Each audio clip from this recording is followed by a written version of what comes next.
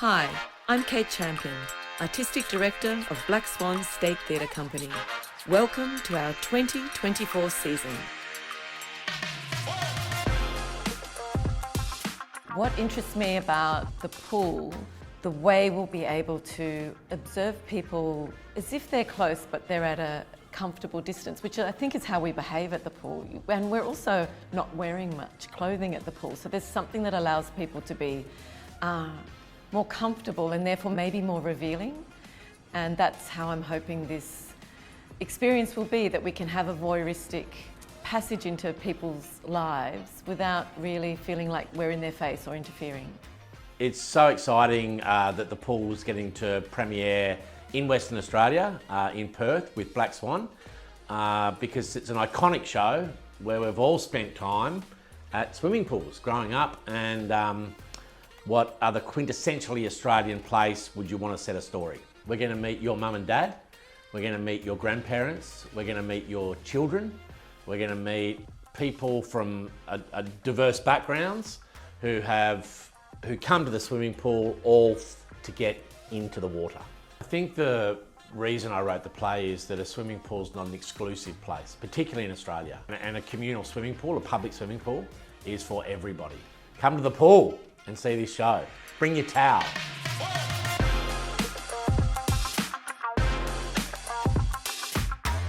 Not only is it funny, it really covers some very important subject matter with concussion in sport, in particular in football. So I just felt that people could easily want to either see it again or tell their friends who missed out. But also regionally, I think it will really strike a chord. I think there's so many communities that follow sport, particularly AFL, and I think this is a perfect piece to take to the regions for that reason. The story is incredibly relevant, and it's becoming more and more relevant. The talk around concussion is not just an AFL issue, global sports, rugby and also soccer, so it couldn't be more relevant now. To come along the second time, you will get just as much out of it as you did the first time, if not more. It's a pretty quick 90-minute play. Things are happening pretty quickly. You might have missed a few things the first time, so come back and enjoy them, enjoy those jokes. What I love is the conversations that people were having after the show. People wanted to hang around and talk about it, and not just the topics that came up, but I also overheard my mum say, and it was even written by a girl. Like a girl can't write about football.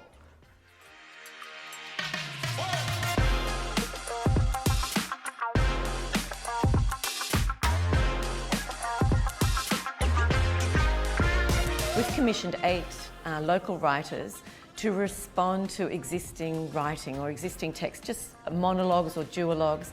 What I would call, in opera they have arias, I would call monologues sometimes that within a play, the little gem within a play that can stand alone and make sense in and of itself, and see how those little gems can be responded to in original writing so that they reflect. We perform the originating monologue and the one that the local writer has written, and see how the subject matter is responded to through time into the present day. And I think it's just a wonderful way for audiences to see art in the making rather than art in the finished product.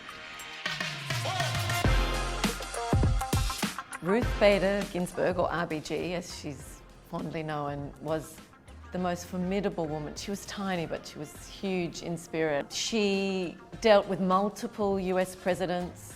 She stood her ground, and it's just this wonderful piece of history represented in a play that I think is so important for everyone to see, but particularly I hope younger generations be inspired by someone like her. It's a one-woman show, and the one woman who is playing RBG is Heather Mitchell, who is equally formidable and extraordinary. And I honestly can't imagine anyone else playing RBG than Heather. And she has incredible connections to RBG's life. Their mothers died at the same time, their husbands have the same name, they have experienced the same type of cancer. It's always meant to be. But Heather has truly inhabited RBG's skin and way of being. She not only plays RBG, she plays the other presidents, she plays the other people. She shifts within multiple characters, and it's a tour de force, and it's just going to be an incredibly exciting thing for Perth audiences to witness. When I wrote RBG, it was about a woman that I very much had held up as a beacon for me when I was a young law student and then going on to be a lawyer. RBG is really the celebration of an iconic woman, a woman who was entrenched in the law, that was 20 years ahead of her time, that took equality and human rights activism to right to the Supreme Court of America. And I think what's exciting about writing that play was actually seeing how she didn't fit the protocol, but she made the protocol lean towards her. Prima Facie has been an incredibly successful international play. I'm so thrilled that Perth audiences will have a chance to see this, but not only that, this is a production with a local West Australian actor, and Susie Miller has written both RBG and Prima Facie, so I've programmed them on purpose so that one piece can speak to the other. There's quite a political agenda and a social conscience behind what Susie writes, and her expertise and her frustration with the limitations of the law is what she's now bringing to theatre, which is incredibly exciting because it feeds back into the system and to people who work in law, and that conversation is very rich already globally because of particularly Prima Facie and how it's gone around pushing people's buttons and getting the conversation going. I worked as a lawyer in the human rights sector and also in the criminal justice system for about 20 years. Some of that was part-time while I was also a playwright. And it very profoundly affected me. I was at law school really questioning some of the laws around sexual assault law. I'm very much a defence lawyer, very much innocent until proven guilty. But of course, when it came to sexual assault law, I would look at it and think, this revolving around consent just feels really like it's two stories where one of them can't be heard.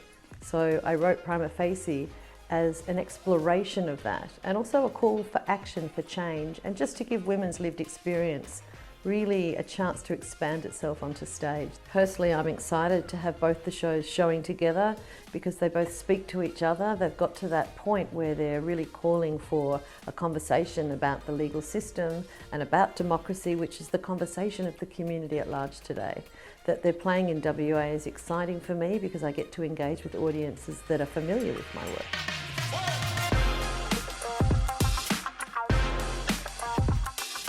What excited me when I read The Children was the way Lucy Kirkwood manages to have a domestic situation and a global dilemma meet each other and use them both to interrogate both situations. And I think she does that really deftly, and it comes up on you slowly, but it's really smart how the two are intertwined.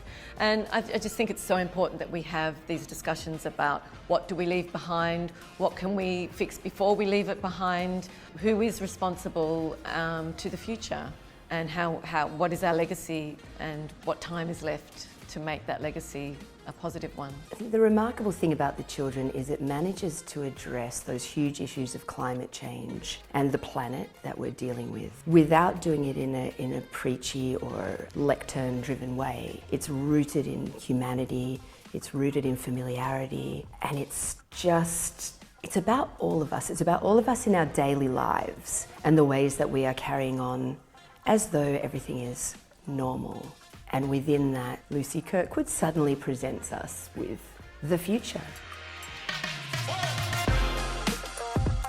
I think what excites me about what Kate's managed to do is make what could be, extremely personal subject matter quite relevant and beyond simply the people that have more her specific experience, which is actually very individual, but anyone who has experienced generational effect of war.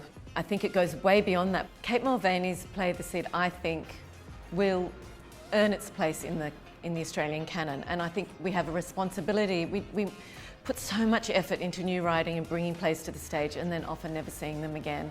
And I think there's a responsibility to make sure we bring back the ones that have significance, and particularly a local WA writer. I think pinpointing those plays that we need to see again is a vital responsibility for a state theatre company, and I'm so excited that we're bringing the seed back.